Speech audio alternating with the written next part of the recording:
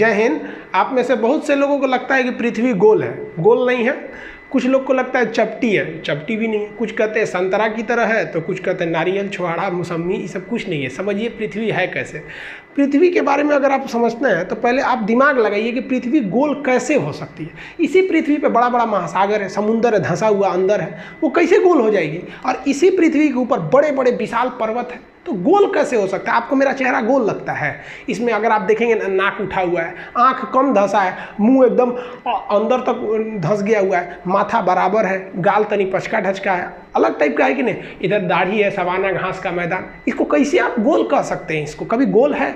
अगर आप पृथ्वी को गोल या फिर नारंगी संतरा कहते हैं, इसका मतलब आपके अंदर सोचने विचारने की क्षमता उतनी नहीं है। समझिए आखिर पृथ्वी है कैसे। इसको समझने के लिए आपको 20 करोड़ साल पहले जाना पड़ेगा। 20 करोड़ साल पहले पृथ्वी जो थी वो इस शेप में थी। बीच में एक बहुत बड़ा सुपर कॉन्टिनेंट, विशाल महाद्वीप था जिसका नाम था पेंजिया। हम सब लोग उसी सुपर कॉन्टिनेंट के हिस्सा थे। एक ही महाद्वीप था, आज की तरह 7 महाद्वीप नहीं थे, और चारों ओर इसमें समुद्र था जिसका नाम था पेंथालासा। सुपर ओशियन का नाम पेंथालासा, सुपर कॉन्टिनेंट का नाम पेंजिया। एक ही महासागर, एक ही महाद्वीप थे। इन्हीं से टूट के कई महासागर बने और कई सारे महाद्वीप बने। वेगनर महोदय ने ही बताया था प्लेटो के मतलब महाद्वीपीय विस्थापन का सिद्धांत, कैसे कैसे ये जो पेंजिया महाद्वीप था ये टूट गया। यहाँ पर धीरे धीरे ये पेंजिया महाद्वीप ऐसे टूटना चालू हुआ, और जब पेंजिया टूटा ना तो इसके ऊपर का एक जो खंड था वो कहलाया लारेशिया और नीचे वाला कहलाया गोंडवाना लैंड। और इन दोनों के बीच एक नए सागर का जन्म हो गया जिसे हम कहते थे तेथिस सागर। ये तेथिस सागर के जगह पे हिमालय खड़ा हो गया। जहाँ उस समय का सबसे गहरा सागर होता था तेथिस सागर, आज वहाँ हिमालय खड़ा हो गया। इसमें हम ये बेसिकली ये समझेंगे कि पृथ्वी की बनावट कैसी है। हम ये नहीं समझेंगे कि कौन सा जीव कब आया था, वो हम एक अलग वीडियो में बताएंगे कि कब इस पर डायनासोर आए, सरीसृप आए, मछली कब आए, कैसे इस पर पानी का विकास हो गया, कैसे आखिर जीव आया। आप सोचते हैं ना मुर्गी की पहले अंडा, ये सब टाइप का। तो अभी हम इस पे मेन फोकस किए कि पृथ्वी के शेप का डिजाइन कैसे बना इसका। तो ये ऊपर का भाग यहाँ पर हो गया, और अगर आप देखेंगे तो ये ऊपर का जितना भाग था इसको हम लोग लारेशिया या एक अलग नाम दे दिया गया अंगारा लैंड। तो आज के वक्त में जितने भी ऊपर में आप महाद्वीप देखेंगे, यहाँ उत्तरी अमेरिका देख लेंगे, यूरोप देख लेंगे, एशिया देखेंगे, तो ये सब उत्तरी ये अंगारा लैंड के हिस्सा थे सब, जिसे हम लोग लारेशिया भी कहते थे। और नीचे वाले जितने द्वीप हैं सब ये यहाँ पे आप देख रहे हैं अफ्रीका, अंटार्कटिका, ऑस्ट्रेलिया। और उस वक्त तक भारत भी यही था। ये हिंदुस्तान दिख रहा है आपको, ये वाला है हिंदुस्तान। यहाँ पर भारत यहाँ से उठ के गया था, यहाँ पर ये तो इंडोनेशिया दिख रहा है, यहाँ से इस तरह से यहाँ से भारत गया था। तो नीचे वाले एरिया को हम लोग कहते हैं गोंडवाना लैंड। इसको हम लोग जम्बू द्वीप भी कहते हैं। वर्तमान में भले भारत उत्तरी भाग में है, लेकिन जब ये ओरिजिन किया था आज से लगभग वो 15 करोड़ साल पहले, तो उस वक्त 15 करोड़ साल, देखिए इसकी तो शुरुआत टूटने फूटने की हो गई थी 20 करोड़ साल पहले, लेकिन ये प्रक्रिया बहुत धीमी होती है। एक साल में केवल 5 सेंटीमीटर घसकता है। तो सोचिए ना, हजारों किलोमीटर घसक गया था तो कितना करोड़ साल लगेगा। तो ये धीरे धीरे भारत आया था। तो भारत शुरुआत में गोंडवाना लैंड या जम्बू द्वीप का हिस्सा था। कई करोड़ साल बाद धीरे धीरे महाद्वीपों अपने अस्तित्व में आना चालू हो गए सब। अगर आप ध्यान से देखेंगे तो यहाँ पर दक्षिणी अमेरिका बनने लगा है, ये उत्तरी अमेरिका लगभग बन गया, ये यूरोप और एशिया एक ही में थे। और यहाँ अफ्रीका में सटा हुआ था, यहाँ पर मेडागास्कर टूट गया, और इससे टूट गया यहाँ से हिंदुस्तान। ये इंडिया जो है, ये इंडिया अब इधर की ओर जाने लगा। जबकि ऊपर में जो चाइना है, रूस वाला भाग है, उसके नीचे अगर देखेंगे तो तेथिस सागर है ये, और ये भारत है। इन दोनों के बीच में आज भले हिमालय है, लेकिन एक समय था जब तेथिस सागर था। और उसके बाद यहाँ से भारत जाना चालू किया। आज से लगभग 7 करोड़ साल, 10 करोड़ साल, ऐसे धीरे धीरे कई करोड़ साल लगा। और उसको जाते जाते यहाँ से धीरे धीरे यहाँ से यहाँ घसका, फिर यहाँ घसका, तेथिस सागर खत्म करके यहाँ घसक गया यहाँ पर, और जाके अभी ये भारत यहाँ पर दिख रहा है। तो ये कभी जम्बू द्वीप और अफ्रीका के पास वहाँ का एरिया का हिस्सा था। और ये जब घसका ना तो आगे वहाँ पर बैठा था पहले से यूरेशिया का प्लेट, जो चाइना तिब्बत का एरिया था, वहाँ पर ये जाके उससे टकरा गया। और टकराने के बाद भी रुका नहीं, उसे ढकेल ढकेल के ऊपर उठाने लगा।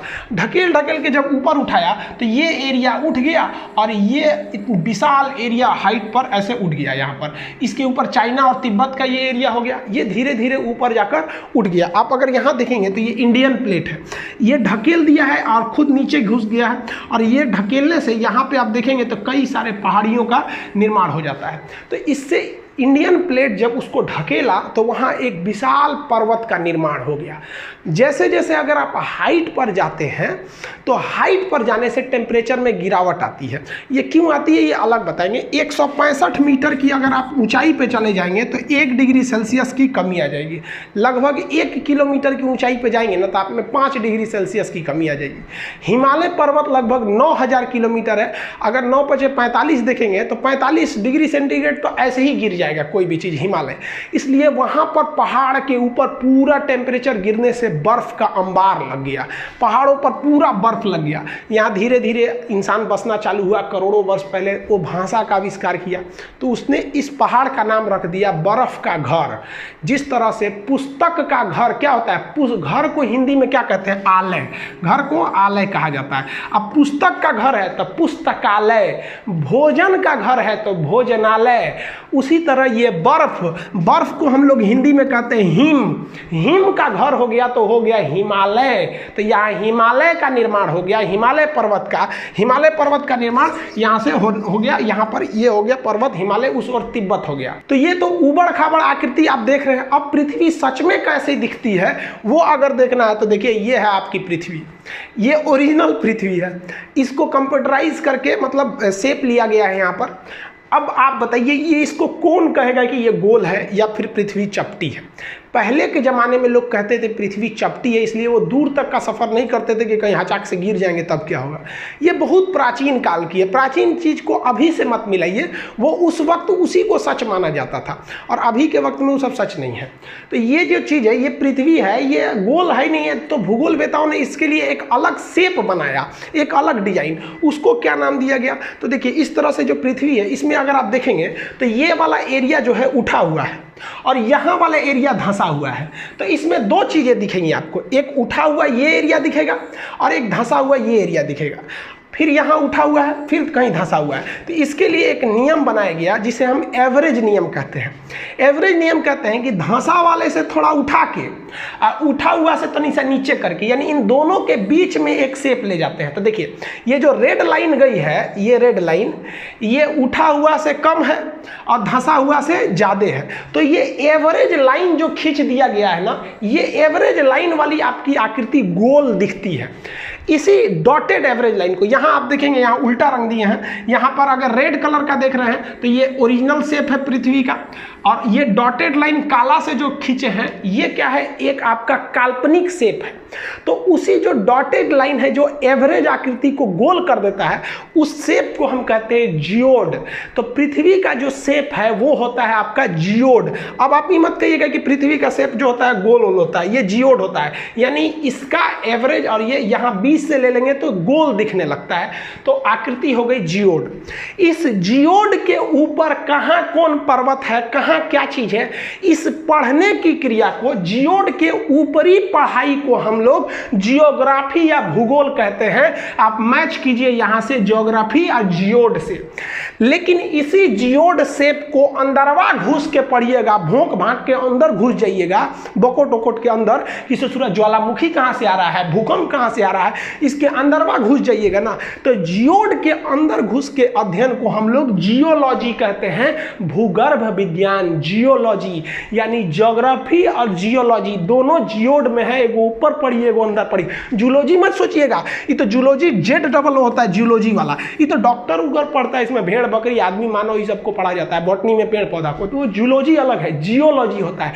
तो पृथ्वी जियोड शेप का है। इस जियोड में आपको भूगर्भ विज्ञान में जूलॉजी पढ़ना होगा, ज्योग्राफी ऊपर ऊपर वाले में। अब ज्योग्राफी में भी कई चीज आ गए, क्लाइमेट के बारे में पढ़ना है, क्लाइमेटोलॉजी, टोपोग्राफी, कई शेप आ जाते हैं, ओशनोग्राफी, इस सब में कई चीजें आ जाती हैं जो आगे दर पर्दा आपको पढ़ते रहना है। तो अब आप समझ गए होंगे कि ये हमारी पृथ्वी है और हम लोग को जो पढ़ाया गया है वो इस तरह से। अब ये 23.5 डिग्री झुकी है, इसका उत्तरी दक्षिणी ध्रुव क्या होता है, इसको समझने के लिए सबसे जरूरी ये चीज होता है आपको पृथ्वी के अंदर का ग्रिड समझना।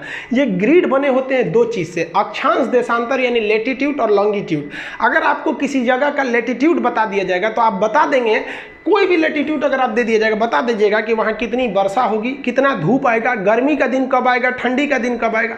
और लॉन्गिट्यूड दे दिया जाएगा अगर उसका किसी चीज़ का, तो आप वहाँ टाइमिंग बता देंगे कि क्या समय बन रहा है, क्या चीज़ है, वहाँ का क्लाइमेट A to Z में। तो ज्योग्राफी में किसी चीज़ को समझने के लिए इस सब चीज़ों का होना काफ़ी ज़्यादा ज़रूरी है, ये हम आपको बता देंगे। आई होप आप इसको तो समझ गए होंगे कि पृथ्वी गोल है या चपटी है, पृथ्वी जियोड है साइंस के हिसाब से। बाकी आप किसी पुरानी परंपरा को